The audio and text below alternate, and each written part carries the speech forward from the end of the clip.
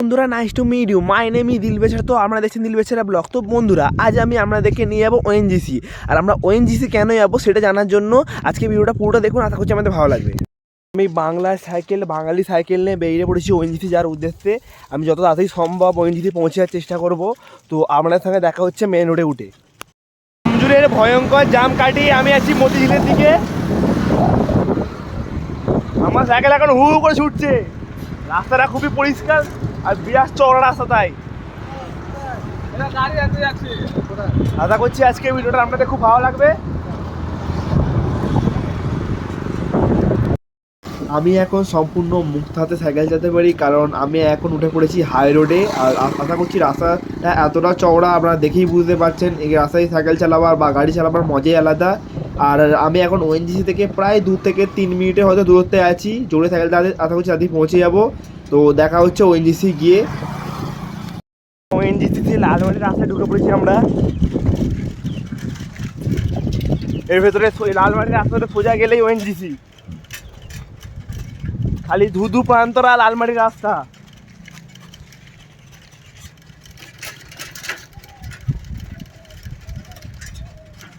ভীষণ সুন্দর আর ফাঁকা জায়গা ভেতরটা, আর খালি লালমাটির রাস্তা।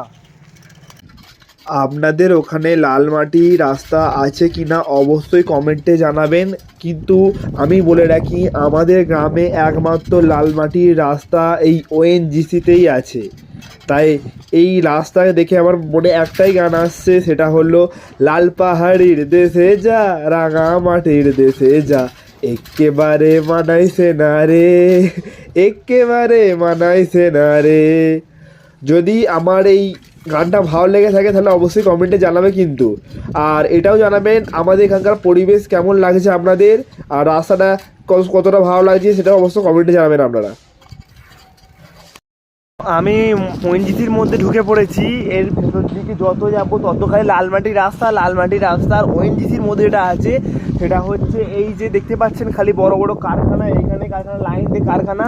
এটা হচ্ছে কারখানাটা এলাকা। আর এখানে বিরাট বড় বড় জলা জমিও আছে। এবার আমি আরও ভেতর দিকে যাব, ওখানে আরও প্রচুর অনেক রকমের গাছ দেখতে পাবেন এবং বড় বড় জমি ফাঁকা দেখতে পাবেন আর বড় বড় জলা জমি দেখতে পাবেন। আশা করছি আজকে ভিডিওটা খুব ভালো লাগবে। আমার ঠিক যেমনটা বলেছিলাম, আমি আরও ভেতর দিকে যাব। ভেতরে গিয়ে আমি আপনাদের যে সমস্ত বড় বড় জলাজমিগুলো ফাঁকা পড়ে আছে সেগুলো আমি আপনাদের দেখাবো। আর এখানকার প্রাকৃতিক পরিবেশগুলো দেখাবো ভালোভাবে আপনাদেরকে একবার। ভীষণ সুন্দর জায়গা, একা সময় কাটানোর জন্য বেস্ট। আর শুধু ফাঁকা রাস্তা, ধুধু প্রান্তর আর লালমাটির রাস্তা, যেটা সব জায়গায় দেখতে পাওয়া যায় না। এটা এখানে এখনও পর্যন্ত উপস্থিত আছে লালমাটির রাস্তাটা। তা হচ্ছে আমাদের খুব ভালো লাগবে জায়গাটা।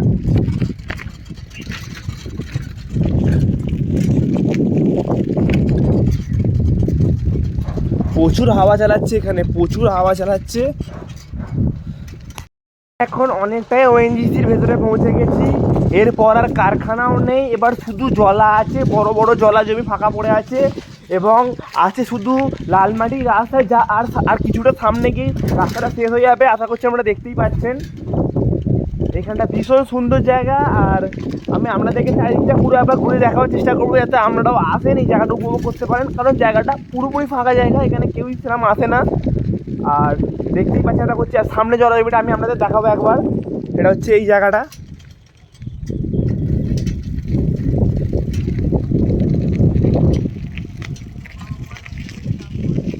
দারুণ জায়গা। আর এখানে খালি জোরে হাওয়া চালাচ্ছে বন্ধুরা। এখন যেখানে আছি লালমাটির রাস্তাটা ওদিক থেকে আমি ঢুকেছিলাম, ওদিক দিয়ে আস্তে আস্তে লালমাটির রাস্তা এইখানে শেষ হয়ে যাচ্ছে। এখান থেকে ভাঙাচোরা পিচের রাস্তা শুরু হচ্ছে। এই রাস্তা দিয়ে যদি সোজা যায় এখানেও 2-3টে জলা পড়বে। জলার পর ওখানে রংপাড়া পড়ে যাবে, কেশবপুর রংপাড়া, ওখান থেকে তাঁতিরপোল দিলাম বাড়িতে পৌঁছে যাওয়া যাবে। তো এইখানেই ওএনজিসির যে রাস্তা আছে লালমাটির রাস্তা এখানেই শেষ। এরপর থেকে খালি ফাঁকা জলাজমি। আশা করছি আজকে ভিডিওটা আমাদের খুব ভালো লেগেছে। যদি ভিডিওটা ভালো লেগে থাকে তো লাইক, কমেন্ট, সাবস্ক্রাইব করতে ভুলবেন না।